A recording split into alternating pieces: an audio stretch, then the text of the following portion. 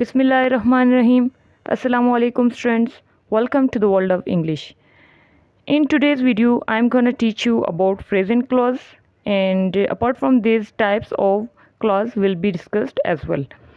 Before starting today's lesson, I request you to subscribe my channel and press bell icon to get the notification of latest videos. Let's start today's lesson. जी students, तो आज के topic में मैं आपके साथ phrase and clause को discuss कर रही हूँ, जो कि बहुत ही इम्पॉर्टेंट टॉपिक है। सबसे पहले हम देखते हैं फ्रेज़ क्या है। Phrase is a group of words. Phrase क्या है? फ्रेज़ कहते हैं हम ये अल्फाज का एक ग्रुप होता है with no subject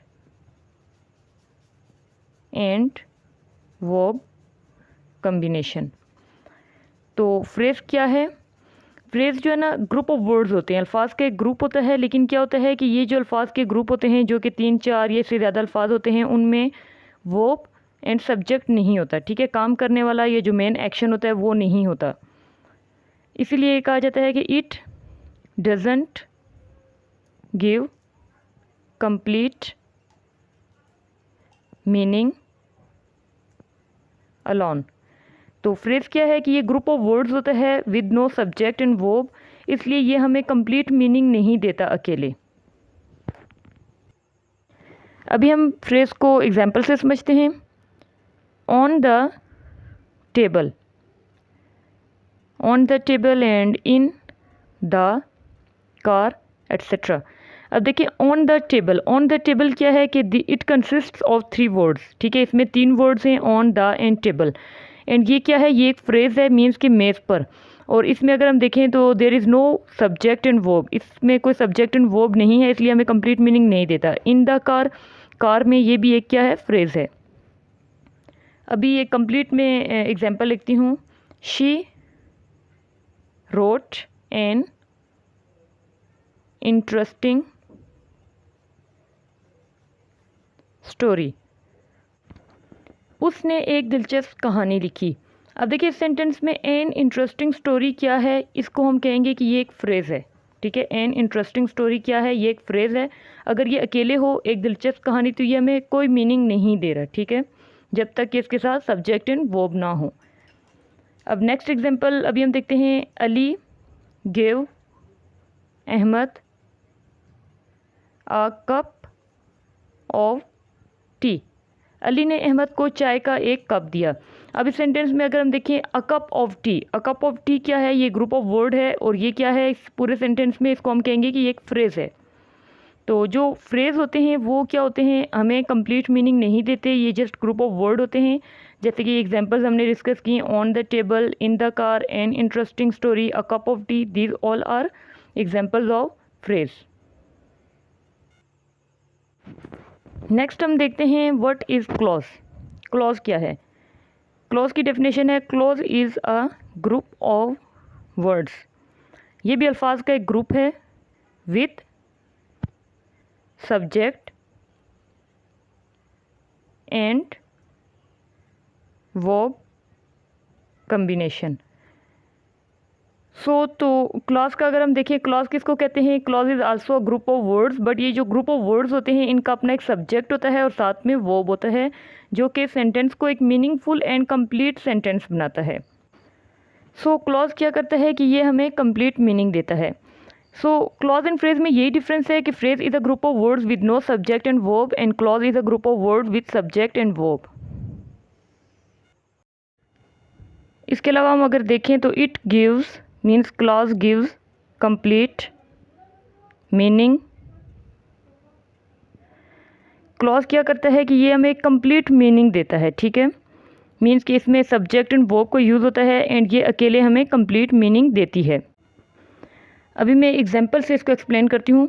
she wrote an interesting story. उसने एक दिलचस्प कहानी लिखी। इस सेंटेंस में देखिए, शी क्या है? ये सब्जेक्ट है, काम करने वाली, एंड रोट क्या है? ये मेन वर्ब है। तो उसने एक दिलचस्प कहानी लिखी, ये पूरा कंप्लीट एक सेंटेंस है जो कि एक क्लॉज है एंड हमें कंप्लीट मीनिंग दे रहा है। नेक्स्ट एग्जांपल है, Ali give Ahmad a cup of tea. तो यहाँ पे अली देखिए सब्जेक्ट है एंड गिव क्या है, ये वर्ब है। अली ने अहमद को चाय का एक कप दिया। तो यहाँ पे देखिए ये कंप्लीट सेंटेंस है जिसमें सब्जेक्ट भी है एंड ये वर्ब भी रखता है एंड ये हमें कंप्लीट मीनिंग दे रहा है। So she wrote an interesting story and Ali give Ahmad a cup of tea, this both are clauses. Next हम डिस्कस करते हैं टाइप्स ऑफ क्लॉज। क्लॉज की कितनी टाइप्स हैं? So there are 2 types of clause. Clause जो होती हैं इसकी 2 टाइप्स होती हैं। The first one is independent clause और सेकंड जो टाइप है वो है डिपेंडेंट क्लॉज। जो इंडिपेंडेंट क्लॉज है इसको हम मेन क्लॉज भी कहते हैं, ठीक है। इसको हम मेन क्लॉज या प्रिंसिपल क्लॉज भी कहते हैं इंडिपेंडेंट क्लॉज को। और जो डिपेंडेंट क्लॉज है उसको हम सब ऑर्डिनेट क्लॉज भी कहते हैं। तो चूंकि ये डिपेंडेंट है, दूसरे पर मुनसर होती है, इसलिए इसको सब ऑर्डिनेट क्लॉज भी कहते हैं। सब ऑर्डिनेट का मतलब होता है मातहत क्लॉज। सो अभी हम इंडिपेंडेंट क्लॉज को देखते हैं। इंडिपेंडेंट क्लॉज कौन सी होती है और उसका क्या मीनिंग है? Independent clause gives complete meaning alone. देखिए इंडिपेंडेंट क्लॉज जो होती है ना वो हमें अकेले ही कंप्लीट मीनिंग देती है, ठीक है। इंडिपेंडेंट होती है मीन्स के आज़ाद होती है, इसको मीनिंग देने के लिए किसी और की ज़रूरत नहीं होती। जैसे कि एग्जांपल से हम इसको समझ लेते हैं इंडिपेंडेंट क्लॉजेज कौन कौन सी होती हैं। First example is you were in the marriage ceremony last night. तो इस सेंटेंस का मीनिंग क्या है? गुज़िश्ता रात तुम एक शादी की तकरीब में थे या थी। अब देखिए यू यहाँ पे क्या है? सब्जेक्ट है एंड वर क्या है? ये बीइंग वर्ब है। तो ये क्या है? ये एक इंडिपेंडेंट क्लॉज है, ठीक है, कि गुज़िश्ता रात तुम शादी की तकरीब में थी। तो ये हमें एक कंप्लीट मीनिंग दे रहा है, ठीक है। कंप्लीट मीनिंग है, ये कंप्लीट सेंटेंस है। So it is called an independent clause. Next example हम लेते हैं। He wrote a letter to her mother. उसने उसकी वालदा को एक ख़त लिखा। अब देखिए सेंटेंस में ही is subject and wrote is main verb, ठीक है। तो अगर हम ये सेंटेंस में देखें तो ये कंडीशन कंप्लीट कर रहा है कि इसमें सब्जेक्ट भी एंड वर्ब भी है। सो ये एक क्लॉज है, ठीक है। एंड ये कौन सी क्लॉज है? ये एक इंडिपेंडेंट क्लॉज है क्योंकि ये हमें कंप्लीट मीनिंग दे रहा है कि उसने उसकी वालदा को ख़त लिखा। So next type is dependent clause. Dependent clause is also called सब ऑर्डिनेट क्लॉज एंड सब ऑर्डिनेट मीन्स मातहत। मातहत मीन्स कि जिसको अपना मीनिंग कंप्लीट करने के लिए किसी दूसरी चीज़ की सहारे की ज़रूरत हो या कोई दूसरी चीज़ ज़रूरत हो। इसकी क्या है? It doesn't give complete meaning alone. So जो डिपेंडेंट क्लॉज या सब ऑर्डिनेट क्लॉज होती है वो अकेले में हमें कंप्लीट मीनिंग नहीं देती, ठीक है। एक डिपेंडेंट क्लॉज को अपनी मीनिंग कंप्लीट करने के लिए अनदर क्लॉज की ज़रूरत होती है। तो ये कुछ वर्ड्स हैं जो कि डिपेंडेंट क्लॉज के स्टार्ट में यूज़ होते हैं और अभी हम ये डिस्कस करते हैं कि ये वर्ड्स कौन कौन से हैं जिनके साथ डिपेंडेंट क्लॉज स्टार्ट होती है। When, while, before, after, as, until, whose, unless, because, whom, though, and, although, etcetera. So ये तमाम वर्ड्स जो हैं ये डिपेंडेंट क्लॉज के स्टार्ट में यूज़ होते हैं और इन वर्ड्स के अलावा और भी बेशुमार वर्ड्स हैं। तो अभी हम एग्जांपल्स देख लेते हैं डिपेंडेंट क्लॉजेज़ की, उनसे हम अच्छे से समझ पाएंगे। When I came home, you were not at home. So this is a sentence and it has 2 clauses. ये एक सेंटेंस है जिसमें 2 क्लॉजेज हैं। The first one is when I came home, जब मैं घर आई, ठीक है। तो यहाँ पे व्हेन क्या है? व्हेन से ये स्टार्ट हो रही है। व्हेन एक कंजंक्शन है एंड इससे एक क्लॉज स्टार्ट हो रही है, ठीक है, जिसको हम क्या कहेंगे? ये क्या है? ये डिपेंडेंट क्लॉज है। जब मैं घर आई, देखिए ये मुनसर है अपने मीनिंग को कंप्लीट करने के लिए। जब मैं घर आई तो क्या हुआ हमने बताना है। So when I came home is dependent clause in this sentence. तो नेक्स्ट क्या है? You were not at home, तुम घर पर नहीं थे, ठीक है। You were not at home is another clause and it is independent clause as it is giving complete meaning alone. It doesn't need dependent clause to complete its meaning, ठीक है। तो when I came home is dependent clause and you are not at home is independent clause.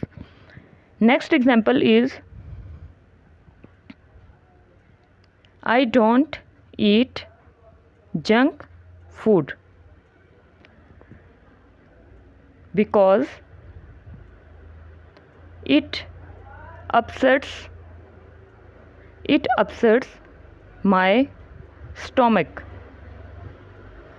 I don't eat junk food because it upsets my stomach. मैं junk food नहीं खाती क्योंकि इससे मेरा मैदा ख़राब हो जाता है।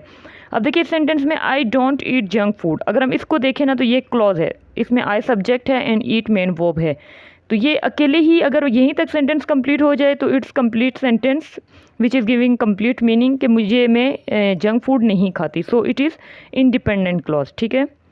और नेक्स्ट अगर हम देखें because it upsets my stomach, क्योंकि इससे मेरा मैदा ख़राब हो जाता है। क्योंकि because is a conjunction as it has been used with dependent clause. तो यहाँ पे because it upsets my stomach क्या है, ये एक डिपेंडेंट क्लॉज है, ठीक है। क्योंकि मेरा मैदा ख़राब हो जाता है, तो इससे पहले हमने एक बात की है तभी ये कंप्लीट मीनिंग दे रहा है। So I don't eat junk food is independent clause and because it upsets my stomach is dependent clause.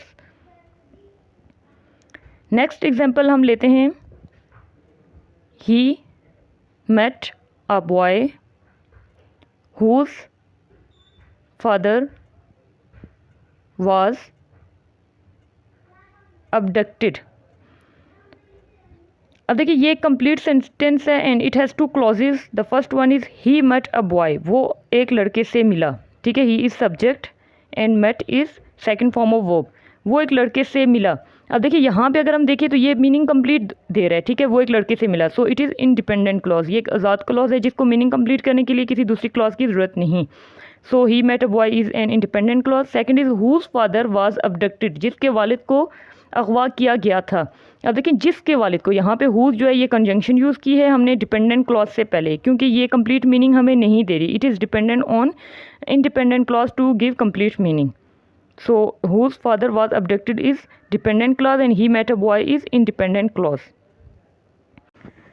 So students, I shortly discussed the topic of phrase and clause. Actually it's very detailed topic and I didn't go in depth. Inshallah in next video I'll discuss all the types of phrases and clauses as well again, and hope so you liked this video. Till the next time, take care and Allah Hafiz.